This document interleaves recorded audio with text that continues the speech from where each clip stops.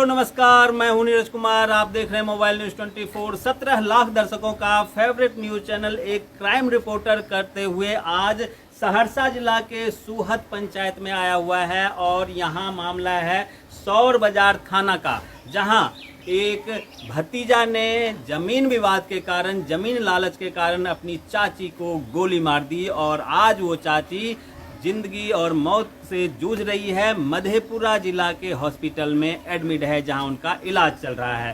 पूरा मामला क्या है ये हम आपको डिटेल में बताएंगे, बारीकी से बताएंगे। और क्योंकि इसे न्याय को लेकर उनके रिश्तेदार, खासतौर पर उनकी बेटी, उनके दामाद और उनका नाती दर दर की ठोकर खा रहा है। थाना, कोर्ट, कचहरी हर जगह भाग रहा है, क्योंकि 12 तारीख को मामला हुआ था और आज तक इन्हें न्याय नहीं मिला है। अपराधी पकड़ा नहीं गया है, उल्टा मामला यहाँ तक आ गया है कि इनके खिलाफ क्रॉस केस कर दिया गया है, जिसमें काफ़ी अंतर है।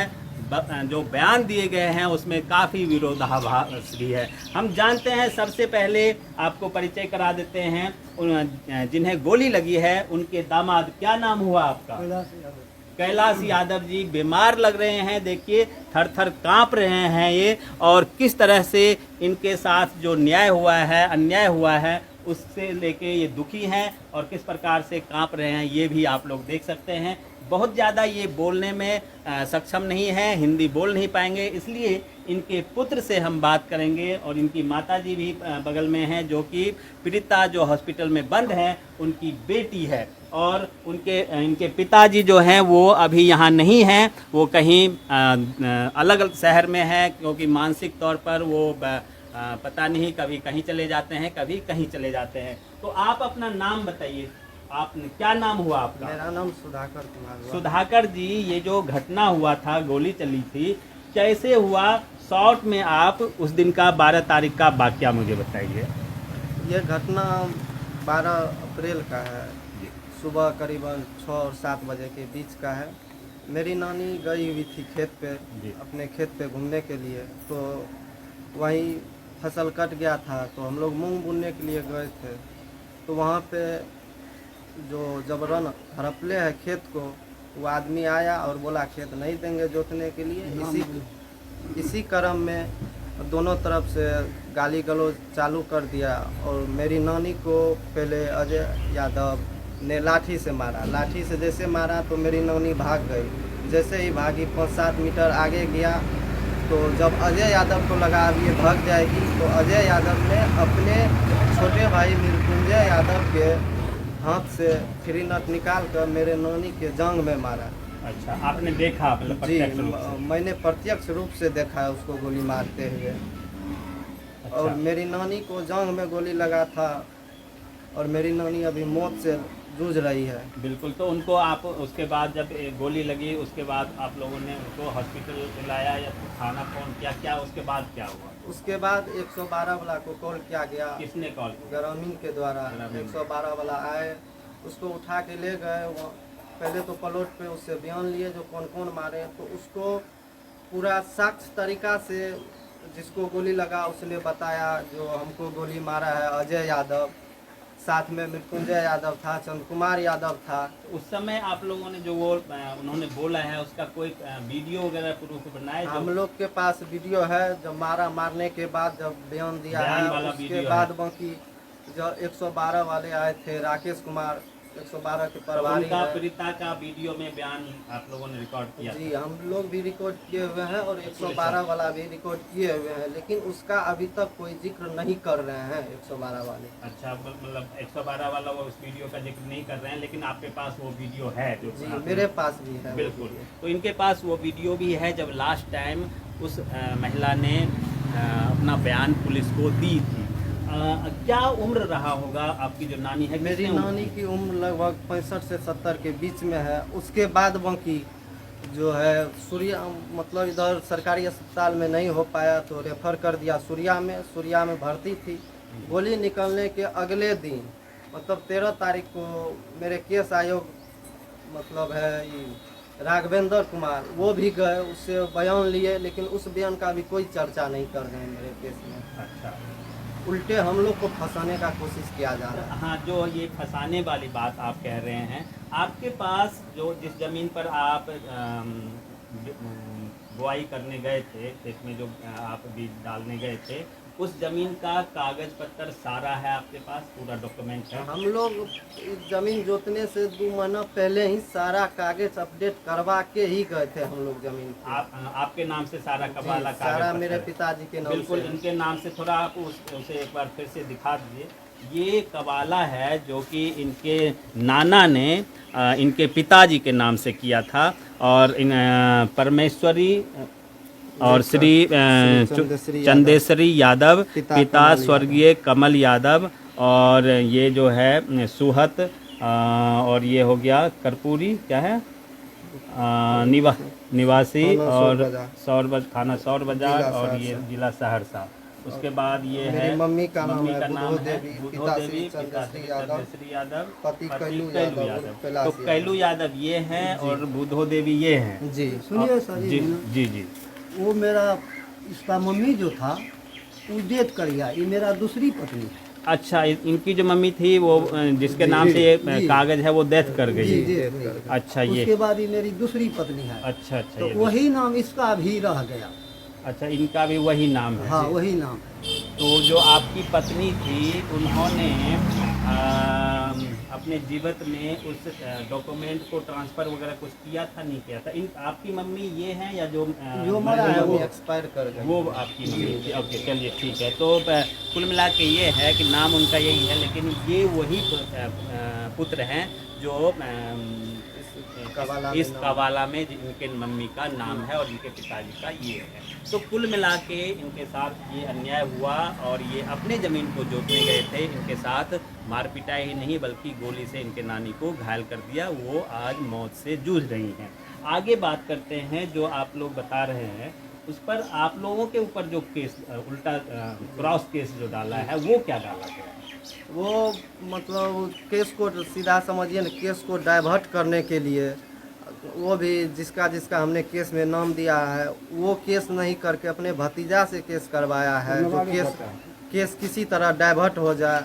और उल्टे पुलिस पदाधिकारी हम लोग को डराता धमकाता है, जो तुम लोग को ही अंदर जाना पड़ेगा, वो लोग कुछ नहीं किया, वो लोग नहीं जाएगा अंदर। बिल्कुल, काहे कि पुलिस पदाधिकारी को मैनेज कर लिया गया है। बिल्कुल, कहीं ना कहीं दाल में काला नहीं, बिल्कुल घाल में पूरा काला का काला ही दिख रहा है। 12 तारीख को ये मामला होता है। 6 दिन बाद दूसरे पक्ष से क्रॉस केस कराया जाता है, और एक कहानी रची जाती है उस केस में कि वो डर से कहीं और जाके छुप गए थे।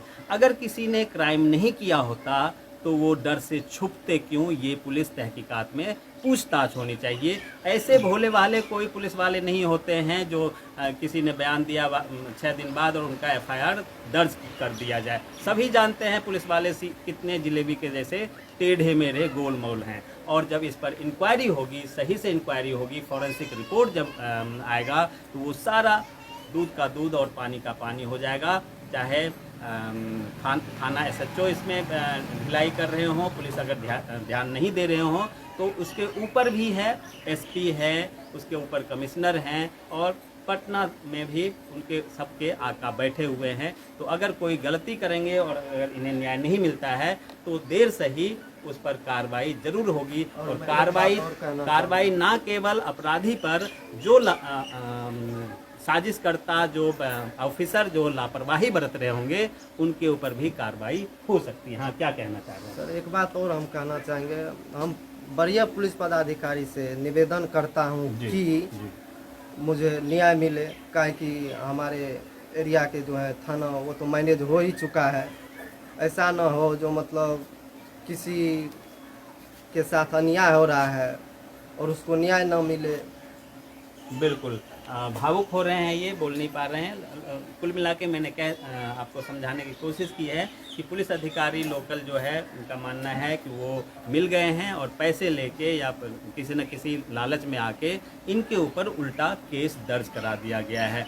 सारा कहानी साफ है, दूध का दूध पानी का पानी, क्योंकि अगर 12 तारीख को घटना होता है तो 6 दिन बाद क्रॉस केस क्यों हो रहा है, इस पर पुलिस अधिकारी को सोचने की ज़रूरत है। आप तमाम दर्शकों का बहुत बहुत धन्यवाद, नमस्कार। आप लोगों का भी न्याय मिले, यही कामना है। सरकार भी आप लोगों को न्याय दे, पुलिस प्रशासन भी आप लोगों को न्याय दे, यही हम लोग। वहीं इस मामले में दूसरे पक्ष का क्या कहना है, हमारे संवाददाता ने स्पष्टीकरण के लिए उनके साथ भी बातचीत की है। आइए देखें वो क्या कहना चाहते हैं।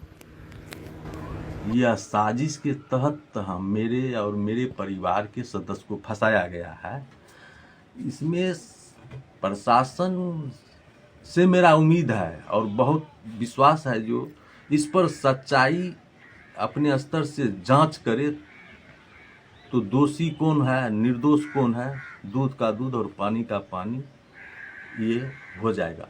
जिस तरह उसी डेट में एक शाह जी का घटना हुआ, मुरकट्टा वाला मूड़ी काट दिया गया था, और जो हम लोग सोचते थे जिसमें बहुत निर्दोष आदमी फंस जाएगा, लेकिन एक प्रशासन की एक तत्परता और गहन जांच हम लोग ये देखे जो आज एक भी निर्दोष उसमें नहीं फंसा। हम प्रशासन पर मुझे भरोसा है। इस घटना की उद्भेदन यदि अपने स्तर से कर दिया जाए, वरीय पदाधिकारी से मेरा मांग भी यही है कि जो अपने स्तर से इस घटना का जांच करे या विश्वस्त सूत्रों से अपनी माध्यम से जो भी उसको पर बहुत अथी है कलेक्शन करने का, जानकारी लेने का, उसे यदि कर दिया जाए तो दोषी कौन है, निर्दोष कौन है, वो सच्चाई समाज के बीच आ जाएगा। आज अंतिम विकल्प होता है जो कहीं भी तपे तपाया गरीब आदमी रहता है गांव घर में, उसको अंतिम विकल्प होता है जो चलो थाना चले। हाँ, जब दिन दहाड़े गोली मार के दूसरे को फंसा दिया जाएगा तब तो इस पर तो समाज को तो बहुत बड़ा अन्याय हो जाएगा। हाँ, तो ये घटना कैसे हुई थी, किन चीज को लेकर हुई थी? किस चीज के लेकर?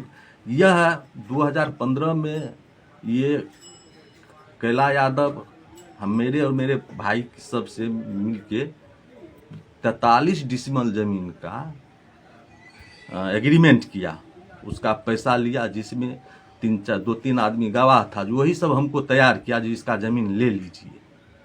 तो तैयार हुए तो उसमें सब तय तमन्ना हो के स्टाम्प पर एग्रीमेंट बना।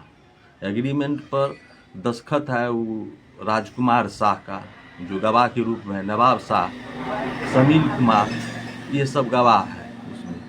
वही 43 डिसमल लगभग 10 कट्ठा से ऊपर है कि 10 कट्ठा समथिंग होगा।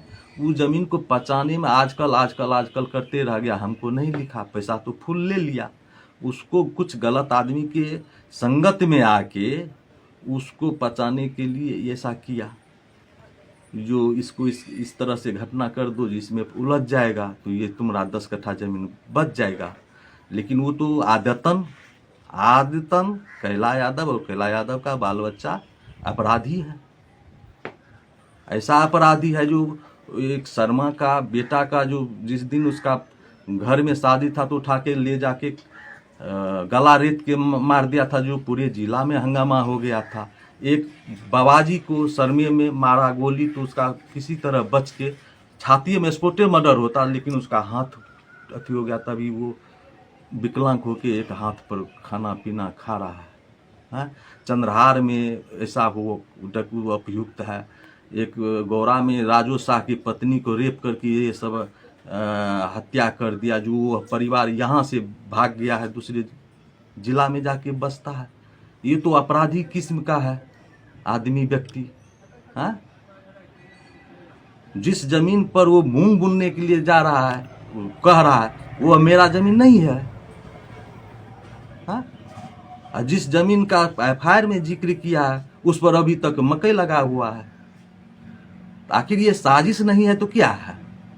आप क्या चाहते हैं पुलिस प्रशासन? हम तो पुलिस प्रशासन से हम क्या चाहेंगे? पुलिस प्रशासन पर मुझे पूरा भरोसा है, मुझे पूरा भरोसा है पुलिस प्रशासन पर।